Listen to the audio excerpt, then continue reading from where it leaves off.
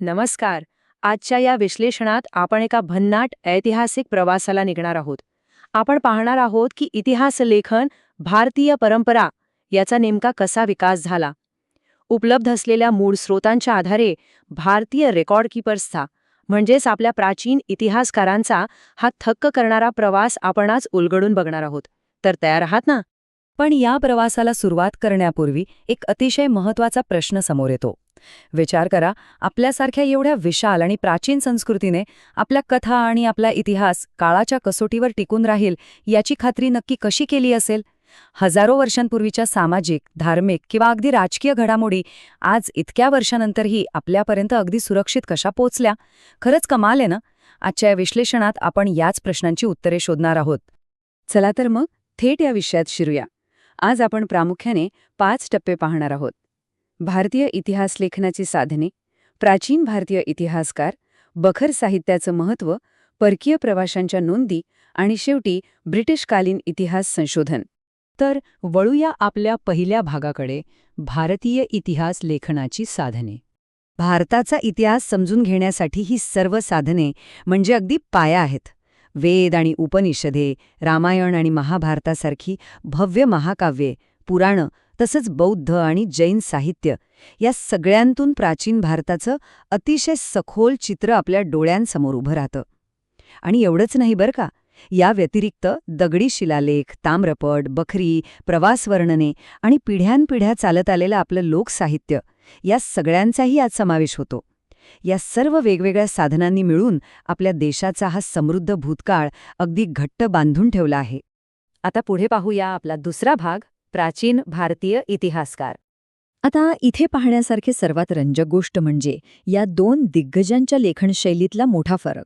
एका बाजूला आहेत कल्हण, ज्यांनी राजतरंगिणी हा ग्रंथ लिहिला. काश्मीरचा इतिहास सांगणारा हा ग्रंथ पूर्णपणे सत्यघटनांवर आणि भक्कम पुराव्यांवर आधारित होता. तर दुसऱ्या बाजूला आहेत बाणभट्ट. त्यांनी हर्षचरित लिहिलं, ज्यामध्ये सम्राट हर्षवर्धनाच्या जीवनाचं अतिशय सुंदर आणि चरित्रात्मक वर्णन वाचायला मिळतं.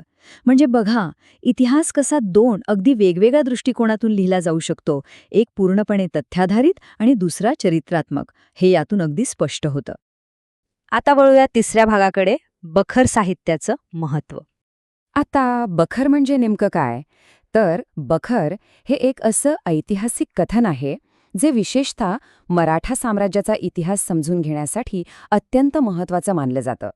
या बखरींमधून त्या काळातील लढाया, राजकारण, तिथली प्रशासकीय व्यवस्था आणि एकूणच सामाजिक परिस्थितीची अतिशय सविस्तर माहिती मिळते. सभासद बखर हे याचं एक उत्तम आणि अत्यंत प्रमाणित असं उदाहरण आहे. थोडक्यात सांगायचं तर मराठा कालखंडाचे बारकावे आणि धोरणं समजून घेण्यासाठी या बखरी खरोखरच एका अमूल्य खजिन्यासारख्या आहेत. आपला चौथा भाग आहे, परकीय प्रवाशांच्या नोंदी. फाहियान, ह्युएनसंग, अल्बेरुनी आणि इब्न बतूता. आता जर मी यांना प्राचीन काळातले ट्रॅव्हल व्लॉगर्स म्हटलं तर ते अजिबात वावगं ठरणार नाही, होय ना? वेगवेगळ्या शतकांमध्ये या लोकांनी इथला प्रवास केला आणि स्वतःच्या नजरेतून त्यांनी भारताचं जे काही सविस्तर वर्णन लिहून ठेवलं ते त्यांनी जगासमोर मांडलं. तर इथला सर्वात महत्त्वाचा मुद्दा हा आहे की या परकीय प्रवाशांच्या ज्या नोंदी आहेत त्या भारतीय इतिहासकारांसाठी अत्यंत मौल्यवान साधने आहेत. का? कारण त्यांच्या या लेखनातून तत्कालीन भारतीय समाजजीवन, आपला व्यापार, धर्म आणि प्रशासनाविषयी अनेक महत्त्वपूर्ण आणि महत्त्वाची म्हणजे तटस्थ माहिती समोर येते. या नोंदींमुळे आपल्या भारतीय इतिहासाला एका बाहेरच्या व्यक्तीच्या दृष्टिकोनाची जोड मिळते, जी खूप महत्त्वाची ठरते. आणि आता शेवटचा 5वा भाग, ब्रिटिशकालीन इतिहास संशोधन. 1784. आणि हे अतिशय उत्तम प्रकारे स्पष्ट करते की हे तेच महत्त्वाचं वर्ष आहे जेव्हा भारताच्या इतिहास संशोधनाला एक अगदी नवी आणि संघटित दिशा मिळाली. याच वर्षी सर विल्यम जोन्स याने आशियाटिक सोसायटीची स्थापना केली होती आणि यामुळेच प्राचीन भारतीय साहित्य आणि इतिहासाच्या पद्धतशीर अभ्यासाला खऱ्या अर्थाने मोठी चालना मिळाली. याच संस्थात्मक प्रगतीचा एक पुढचा भाग म्हणून ब्रिटिश काळात भारतीय पुरातत्व सर्वेक्षण खाते म्हणजेच ASI ची स्थापना करण्यात आली. या खात्याने भारतातील अनेक प्राचीन वास्तू आणि अवशेषांचा अत्यंत शास्त्रशुद्ध पद्धतीने अभ्यास सुरू केला. आणि तुम्हाला माहीत असेलच, या खात्याचे पहिले सरसंचालक होते अलेक्झांडर कनिंगहॅम. त्यांच्या नेतृत्वाखाली अनेक प्राचीन स्थळांचं उत्खनन आणि ऐतिहासिक जतन करण्याचं अत्यंत महत्त्वपूर्ण कार्य पार पडलं. चला तर मग आता पुढे वळूया आणि पाहूया हे सर्व कसे एकत्र जुळून येतं.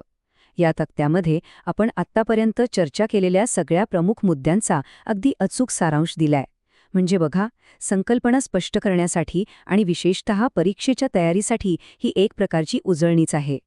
कल्याण यांचं राजतरंगिणी, बाणभट्ट यांचं हर्षचरित, सर विल्यम जोन्स यांची आशियाटिक सोसायटी, अलेक्झांडर कनिंघम यांचं पुरातत्व सर्वेक्षण खात्यातील मोलाचं योगदान आणि मराठा इतिहासासाठी भक्कर साहित्याचं असलेलं महत्त्व, हे सगळे घटक भारतीय इतिहास लेखनाच्या परंपरेचे अत्यंत मजबूत आधारस्तंभ आहेत. हे नक्की.